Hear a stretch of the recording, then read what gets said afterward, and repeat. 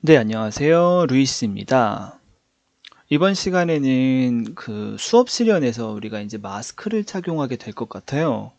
공고문을 가지고 왔는데 지금 이거는 그 초등이거든요. 초등이 이제 1차 발표가 났고 이제 2차 최종 공고가 나온 상태예요. 근데 공고문 중에서 대기, 구상, 평가 중에도 항상 마스크를 착용한다.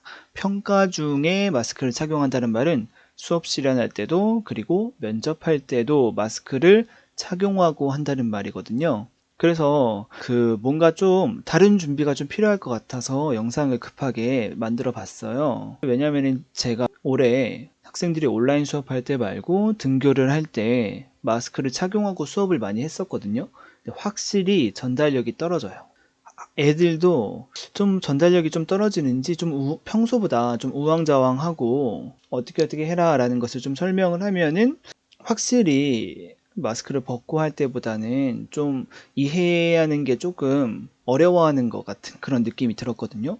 그래서 수업 수련도 뭔가 나름대로 여러분이 하시지만 마스크를 쓴 상태로 하면은 듣는 감독관 입장에서는 전달력이 떨어질 수밖에 없어요. 그래서 마스크를 쓰고도 전달력을 좀 높일 수 있는 방법이 없을까라고 해서 간단하게 좀 팁을 알려드리려고 합니다. 자, 그래서 첫 번째로는 이제 목소리입니다.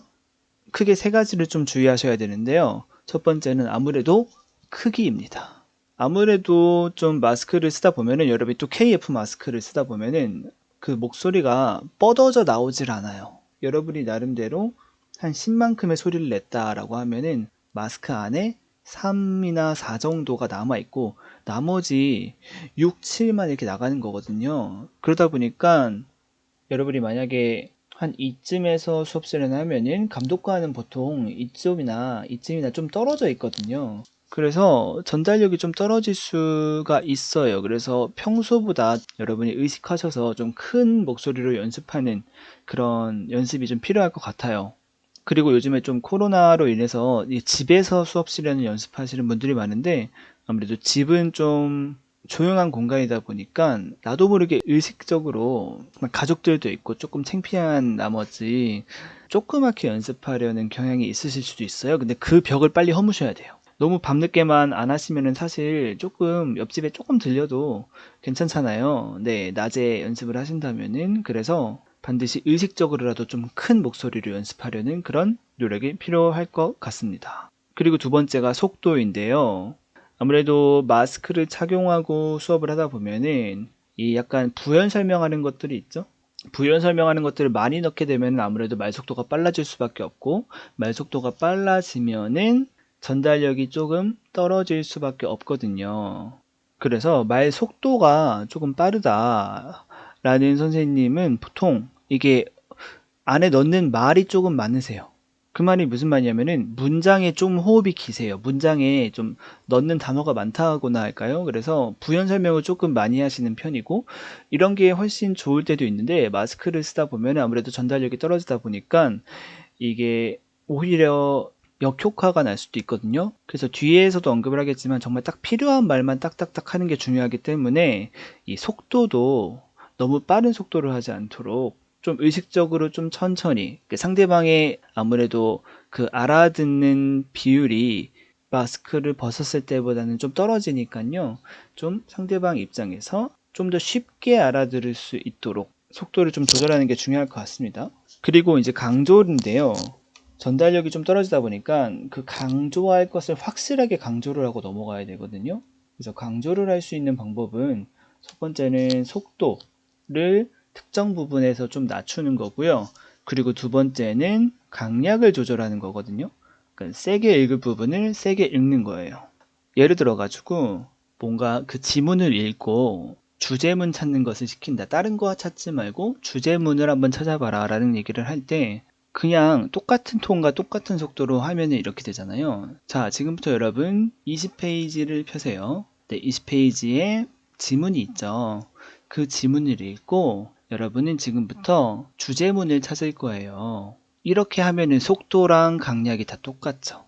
근데 말이 좀 길어지다 보면은 마스크를 쓰고 있는 상태에서는 듣는 사람 입장에서 집중력이 좀 떨어질 수가 있거든요. 그래서 그 강조할 부분을 확실하게 강조하는 그런 언어 사용이 좀 필요해요. 예를 들어서 자, 지금부터 여러분이 이 지문을 읽고 주제문을 찾을 거예요. 뭘 찾는다고요? 네, 주제문이요. 영어 같은 경우에는 You are going to read this text and try to find the main idea. main idea. 이런 식으로 속도를 좀 낮추면서 강조할 그 단어 있죠? 학생들이 꼭 이거를 해야 되는 것들. 그런 것들을 확실하게 강하게 그 부분만 좀 강하게 읽는 그런 것들을 좀 보여주면은 아무래도 듣는 사람 입장에서는 아, 지금 주제문 찾는 것을 강조하는 그런 상황이구나 라는 것을 좀 더 쉽게 들을 수가 있거든요. 그래서 강조할 부분을 꼭 강조하는 그런 연습이 필요하겠습니다. 자, 그리고 너무나도 중요해진 파트가 사실 이겁니다. 제스처. 우리가 말로 좀 전달하는 게 좀 어려워져서 이 제스처를 정말 잘 활용해야 되거든요. 사실 저희가 그 언어 말고 이제 비언어적인 부분으로 좀 나타낼 수 있는 게 사실 표정도 있거든요. 예, 표정이랑 이제 손 제스처가 있는데 이 표정을 이제 우리가 전달하기가 매우 어려워졌어요. 마스크 때문에. 손을 활용한 제스처의 중요성이 매우 증가가 되었는데요. 그래서 저희가 이제 말로 전달하면 이 지금 마스크 때문에 전달력이 좀 떨어지잖아요. 근데 확실히 이 말에다가 제스처를 합치면은 전달력이 확 올라가거든요. 그래서 말의 전달력이 떨어진다면 제스처로 조금 많이 대체를 하는 그런 연습이 좀 필요하거든요. 제스처는 지금 팔에다 마스크 씌우는 거 아니니까 이거는 100% 전달이 된단 말이에요. 지금 말은 전달력이 한 60%밖에 안 되는 거고. 그래서 제스처의 중요성이 매우 늘어났는데요. 자, 그래서 처음으로 일단 제스처가 중요한 것은 일단 좀 크게 하는 게 중요합니다. 조금 약간 부끄럽다고 팔에 쩍쩍 뻗지 않고 그냥 좀 하는 둥 마는 둥 하면은 오히려 더 자신감이 떨어져 보일 수가 있거든요. 자신감 있게 좀 크게. 처음에 약간 부끄러움이 많은, 저도 그랬었는데, 부끄러움이 많은 그런 저희 선생님께서는 이 벽을, 심리적인 벽이 있어요. 혼자서 할 때는 이렇게 팔을 쫙쫙 뻗어가지고 잘 하는데, 이제 앞에 스터디원이 있거나 누가 있으면은 쫙쫙 뻗던 게 이제 반밖에, 예, 그냥 이렇게 조금 찔끔찔끔 하게 되는 게 있거든요. 왜냐면 여기에 여러분이 그 심리적인 벽이 있어요. 심리적인 벽이 두껍게 있기 때문에. 근데 이거는 극복이 됩니다. 저도 극복했었고요. 계속해서 연습을 하시고 이 심리, 마음의 그런 벽을 허물어 버리시면 어느 순간에 쪽팔리지 않거든요. 네, 그래서 좀 제스처 같은 거 크게 하는 게 중요하고 약속된 곳에 하는 게 중요합니다. 제스처라고 해서 정말 아무렇게나 하는 게 아니고 어느 특정 부분에서 제스처를 할지 사실 다 약속을 해놓는 거예요. 예를 들어가지고 뭔가 조별 활동을 만들 때 애들이 이렇게 4명이 있잖아요. 그래서 그럴 때 자, 지금부터 조별 활동을 시작할 거야 이러면서 넷이서 한 그룹 뭐 이런 얘기를 할 때 손으로 이렇게 원을 그리면서 그룹을 묶어줄 수가 있잖아요. 자, 그런 경우에 이런 제스처를 하겠다. 아니면은 활동을 시작할 때, 자, 지금부터 이제 몇 분 동안 하겠습니다. 3분 동안 하겠습니다. 하고 손가락 펼치는 거 있죠? 네. 그런 것들을 한다든지. 그래서 항상 그 수업의 포인트마다 제스처를 정해놓는 게 좋아요. 정해놓는다는 얘기는 어떤 수업이든 방금 이제 말씀드린 예시는 사실 어떤 문제가 나와도 다 들어가는 부분이잖아요. 그런 부분 있죠. 약속을 해놓는 거죠. 자기 자신과. 아, 여기서는 이런 제스처를 해야겠다. 하다 보면은 나도 모르게 그 상황 됐을 때 그 제스처가 나오거든요. 그래서 미리 약속하고 미리 만들어 놓은 다음에 그 부분에서 항상 하는 것을 연습하면서 자동화시키는 겁니다. 제스처는. 그리고 지나치지 않게. 이거는 여러분 영상을 꼭 찍어 보시고 이 쓸데없는 제스처를 할 때도 많아요. 생각보다. 이제 그런 것들은 이제 안 하려고 연습을 많이 하셔야 되고 아까 같이 꼭 필요한 이거 내가 이 말을 할 때 이 제스처를 하면은 전달력이 좀 올라가겠다라는 부분들은 기계처럼 자동화를 시키는 거죠. 그러면 실전에서도 나오거든요. 중요한 거는 혼자서만 하는 게 아니고 스터디원 앞에서 할 수 있을 정도로 자동화를 시켜야 돼요. 자, 그래서 예시를 좀 모아봤어요. 어떤 제스처인지 한번 보세요. 자, 우선 기본적으로 여러분이 학생을 좀 지목을 하잖아요. 아니면 학생을 좀 가리킬 때 이런 식으로 하는 건 안 좋습니다. 손가락으로 약간 지적질하는 것 같거든요. 그래서 항상 학생들에게 뭘 시키거나 할 때는 이런 식으로 하는 게 훨씬 부드럽습니다. 자, 그리고 이것도 굉장히 많이 하는 제스처인데, 여러분이 이제 활동을 시킬 때, 첫 번째, 자, 뭐를 넣어라. 두 번째, 뭘 지켜라. 세 번째, 뭘 지켜라. 라는 그런 규칙을 줄 때가 있죠? 근데 이 규칙을 줄 때, 그냥 완전히 이야기 톤으로, 자, 지금부터 여러분 활동을 시작할 건데, 자, 이런 표현을 먼저 사용해 주시고요. 그리고 짝과 함께 이런 것들을 물어주시고요. 그리고 이런 식으로 하면은 학생들 입장에서 머릿속에 정리가 안 돼요. 확실히 어떻게 해야 되냐면, 첫째, first, 둘째, second. 그런 식으로 번호화를 시켜가지고 판서도 해가면서 딱딱 나눠가지고 활동에서 지켜야 될 사항들을 전달하는 게 좋거든요. 근데 그럴 때 하나하나 얘기할 때 이 제스처를 손으로 하냐, 그리고 하지 않냐는 엄청난 차이거든요. 자, 이런 것들도 뭔가 집중을 학생들이 시킬 때, 자, 여러분이 이 활동에서 꼭 지켜야 되는 것이 있습니다. 라고 할 때, 이 손가락을 하나 이렇게 제시를 해주면은 뭔가 좀 더 집중력을 유발하는 그런 효과가 있거든요. 아, 뭔가 좀 중요한 부분을 말하시는구나. 라는 게 조금 티가 날 수가 있고요. 그리고 학생들에게 뭘 시켰을 때, 칭찬을 확실하게 해주셔야 되죠. 네, 이런 식으로 하신다든지, 이런 식으로 하신다든지, 아니면 박수를 쳐주신다든지. 근데 박수는 너무 자주 치면 좀 시끄럽고요. 좀 이렇게 중요한 발표를 했을 때는 박수 한번 크게 쳐도 괜찮거든요. 저도 그랬었거든요. 네, 그 수업 시간에 한 번, 두 번 정도는 박수를 쳐도 괜찮고, 나머지는 그냥 간단하게, 잘했어요. Great. 진짜 너무 잘했다. 이런 식으로 간단하게 하고 넘어가는.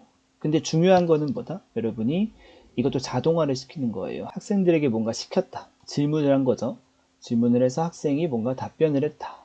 그럼 답변을 듣죠. 그런 다음에 칭찬을 꼭 해야 돼요. 이거 안 하고 넘어갈 때도 많거든요. 왜냐면 정신없다 보니까. 그래서 이거를 꼭 빼먹지 않고 근데 자동화를 시키면 돼요. 항상 영상 찍어 보시면서 아 내가 이거 하고 넘어갔나 안 하고 넘어갔나 칭찬 안 해주면 학생 삐지거든요. 네, 삐지는 게 네, 문제는 아니지만 수업 시간에서 네, 근데 실제로 그 학생과 정말 함께 하는구나라는 것을 좀 강조하기 위해서 칭찬을 꼭 이런 식으로 할 때 말로만 하는 것보다 이런 제스처랑 함께 하면 훨씬 더 효과가 좋죠. 그리고 중요한 게 뭐다? 항상 학생을 바라보면서 학생이 만약에 여기 있다 라고 생각을 하고 우리가 그 발표를 시킨 경우에 항상 이쪽을 바라보면서 칭찬을 하고 왜냐면 이게 수업 시간은 정신없다 보니까 여기에 학생이 분명히 이쪽에 있는 학생으로 뭔가 발표를 시키는 설정을 했는데 이쪽을 보고 칭찬을 할 수도 있고 아니면은 칠판을 보고 칭찬을 할 수도 있고 이럴 수 있거든요. 충분히 정신없다 보니까. 그래서 항상 뭔가 학생이 답변을 하는 상황에서는 그 이미지를 그리셔야 돼요. 교실에서 이미지 여기 있다는 걸 그리고 칭찬까지 확실하게 아이 컨택트하고 넘어가는 것. 이제 뭔가 어려운 과제를 뭔가 시킬 것 같을 때 걱정하지 말고 우리 조원들과 힘을 합쳐서 하면 분명히 할 수 있어요. 자, 화이팅! 하고 지금부터 시작할게요. 이런 식으로 마지막에 시작하기 전에 응원을 줄 때 이런 제스처. 자, 이 제스처는 여러분 어떨까요? 어떤 상황인 것 같으세요? 그죠? 혹시 발표해 볼 사람하고 뭔가 발표를 유도하는 것 같죠? 지금 그래서 이게 제스처의 힘이에요. 아무런 말도 안 하고 있는데 지금 이런 상황이 어떤 상황일지 여러분이 이제 파악이 되잖아요. 아, 그래서 발표를 받는구나 라는 상황이 좀 티가 나잖아요. 그래서 이 제스처를 하고 안 하고가 엄청난 차이입니다. 왜냐면 여러분 이제 감독하시는 감독관 있죠? 감독관님들도 지금 수많은 사람들의 수업 시간을 본 상태라서 집중력이 떨어진 상태고 그리고 마스크도 쓰고 있으니까 전달도 잘 안 되고 그리고 또 평가도 하셔야 된단 말이에요. 그 평가표가 굉장히 이제 복잡하고 좀 자세하게 나와 있을 텐데 이거 읽고 또 보면서 평가하고 점수 매기고 마스크 때문에 잘 안 들리고 엄청 힘드신단 말이에요. 그래서 이 제스처를 확실하게 전달할 수 있는 부분. 그래서 사실 말을 100% 집중을 하실 수가 없어요. 근데 제스처를 이렇게 뭔가 좀 크게 하다 보면은 아 뭔가 지금 학생의 발표를 참여를 받는 부분이구나 라는 것을 쉽게 아실 수 있겠죠. 그래서 또 제스처의 중요성이 더 강조가 된 거기도 하고요. 이거는 학생이 뭔가 발표를 하는데 좀 작게 말했다 라고 할 때 좀 더 크게 말해줄래? 라고 할 때도 쓸 수 있고 아니면 학생이 뭔가 발표를 할 때 다른 학생들은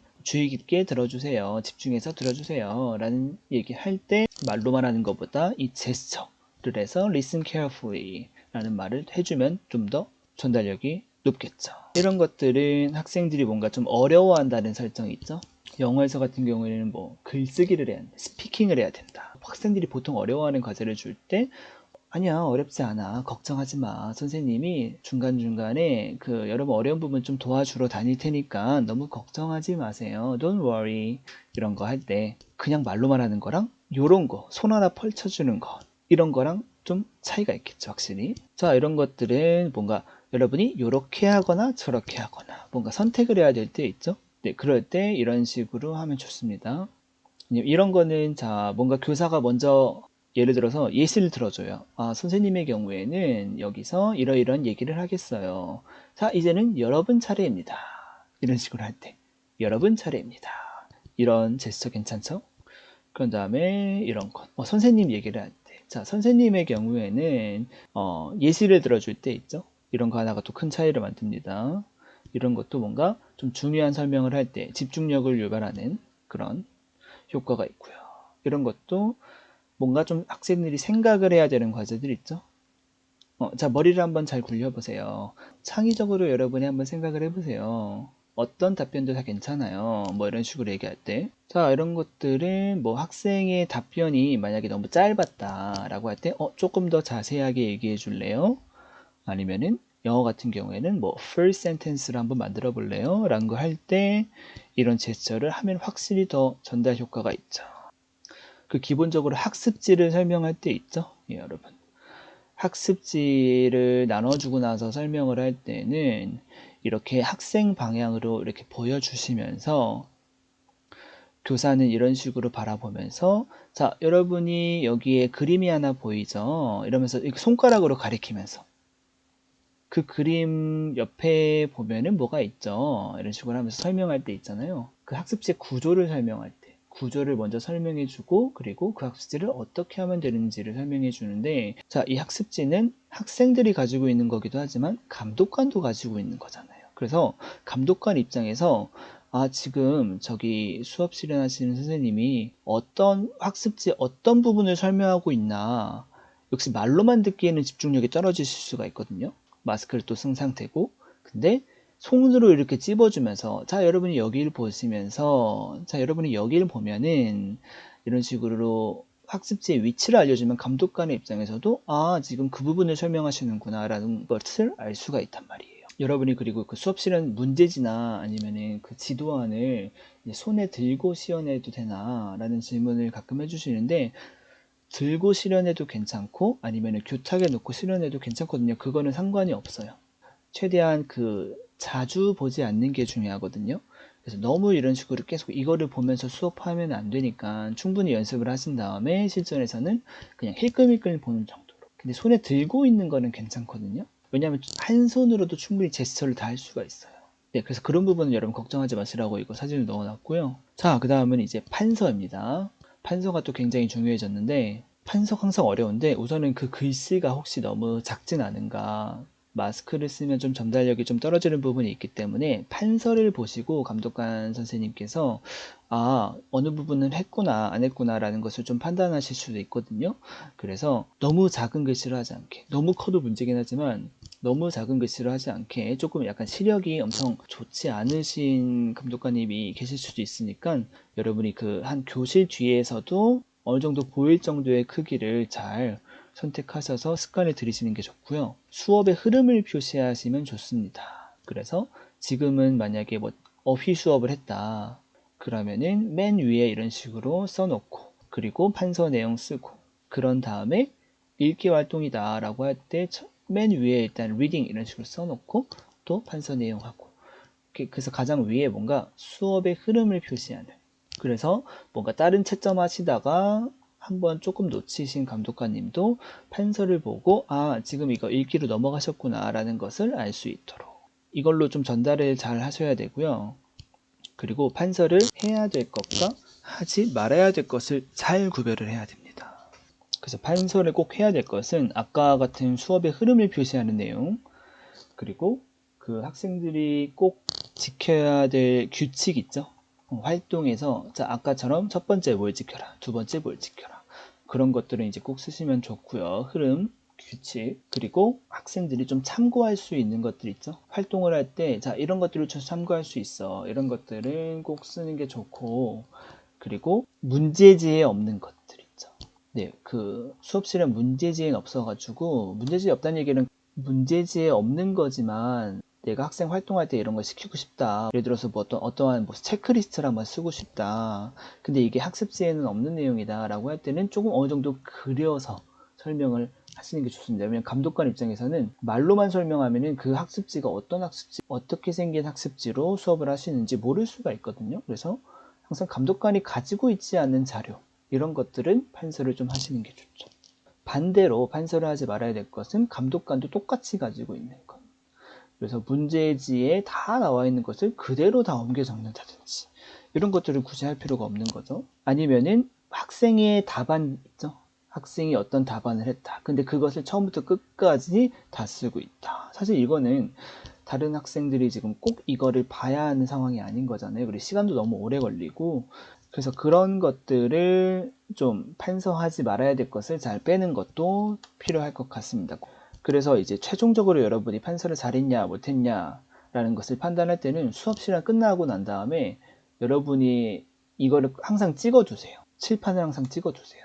찍고 난 다음에 여러분이 판서만 보고도 대충, 자세히는 아니겠지만 대충 어떤 흐름으로 수업이 진행된 것을 파악할 수 있나 없나, 이런 것들을 판단하시면서 뺄 거는 빼고 넣을 건 넣고 이런 것을 좀 셀프 피드백 해보면 좋거든요. 그리고 한 방향으로, 가장 왼쪽부터 가장 오른쪽 방향으로 왔다 갔다 하시지 않고 그런 식으로 한 방향으로 하시는 게 좋습니다. 그리고 네 번째는 이제 언어 사용인데요. 아무래도 말 수가 많아지면은 마스크 때문에 다 전달이 안 될 수가 있어요. 그래서 지금 가장 중요한 거는 문장을 좀 짧게 가져가셔야 돼요. 그래서 여러분이 수업 시간 녹화를 해보시고 다시 돌려보시면서 이 말을 꼭 했어야 됐나 라는 것들이 있죠. 이 말은 빼도 사실 학생들이 어떤 활동을 진행하는데 이해하는데 부족함이 없겠다라는 말은 다 빼는 거죠. 문장을 좀 짧게. 자, 예를 들어 가지고 읽고 나서 주제문을 찾고 난 다음에 거기에 있는 문제를 풀어라 라는 얘기를 할 때, 자, 여러분이 지금부터 이 글을 읽고요, 중심 생각을 먼저 찾아볼 거고요. 그런 다음에 여러분이 중심 생각을 찾고 난 다음에는 거기 밑에 문제가 있거든요. 문제가 한 5문제 정도 있는데 그 문제를 푸시면 됩니다. 자, 이렇게 하다 보면은 지금 한 문장으로 다 얘기한 거잖아요. 어떻게 보면은. 그래서 그거를 좀 짧게, 문장을 좀 짧게. 자, 지금부터 여러분이 글을 읽을 거예요. 자, 첫째로 중심 생각을 찾아보세요. 그리고 둘째로 글 밑에 있는 문제를 한번 풀어보세요.